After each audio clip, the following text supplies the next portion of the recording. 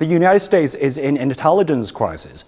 The highly classified documents circulate on myriad social media exposed Washington's boast that the NATO-backed Ukrainian capabilities has been false. Its men, journalists, and think tankers may have been wrong about the real situation on the battlefield. Dating to early February and March, top secrets leaked from Pentagon warn of significant military shortfalls of the Kyiv counteroffensive plan to retake Russian-occupied territories this spring.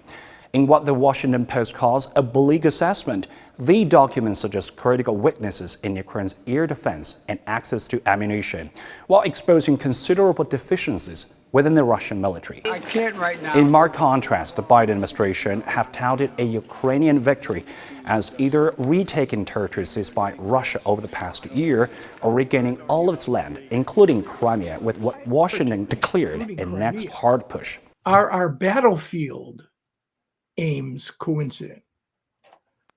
I think in this next phase, in terms of what the Ukrainians want to do on the battlefield and what we are enabling them to plan to do, yes. Indeed, the U.S. military aid to Ukraine has been up to $47 billion, and the Foreign Affairs magazine in March assessed that Ukraine's military has defied expectations, and many analysts attribute its success to U.S. help.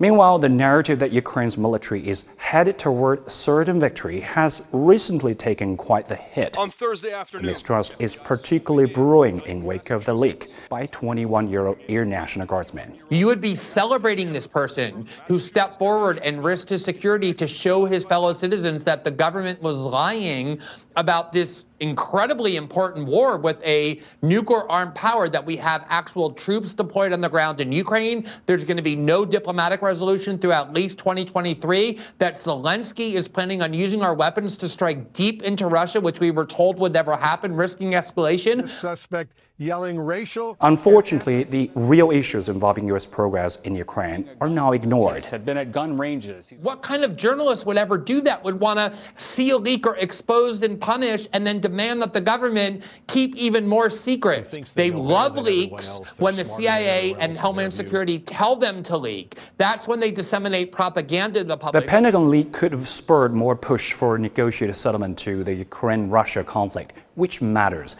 But the U.S. government doesn't want you to know this, and they're pushing back on the general narrative to serve its own interests, one of which is the constant arms sales to others.